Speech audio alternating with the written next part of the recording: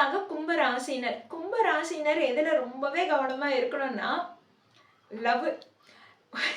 இவங்கள தான் லவ் பண்றேன்றத நீங்க வெளிய யார்கிட்டயும் சொல்லிக்க கூடாது.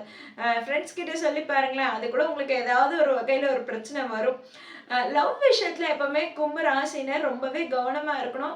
அதே மாரி பார்த்தீங்கன்னா, உங்களுக்கு பிறக்க போற முதல் குழந்தைய பத்தி அதிகமா நீங்க வந்து பெருமைப்படுத்தி பேச வேணாம். என் குழந்தை இப்படி பண்றான், என் குழந்தை அப்படி இருக்கு, என் குழந்தைக்கு இவ்ளோ நாலேட்ஜ் இருக்கு, இவ்ளோ ஸ்கில்ஸ் இருக்கு அப்படின்றத நீங்க பெருமைப்படுத்தி பேச வேணாம். அதெல்லாம் நீங்க ரசிங்க. அமைதியா ரசிச்சுட்டு போங்க.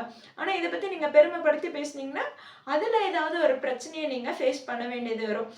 அதே மாரி குலதெய்வம் இதுதான் அப்படின்றதையும் கும்ப ராசினர், கும்ப லக்னத்தினர் வெளிய சொல்லக்கூடாது.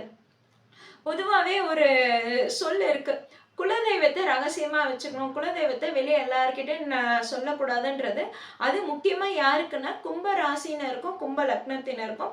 உங்க குலதெய்வத்த பத்தியோ, உங்க குலதெய்வம் என்ன, என்ன குலதெய்வம் என்பது பற்றியோ நீங்க வெளிய சொல்லிக்க கூடாதுங்க.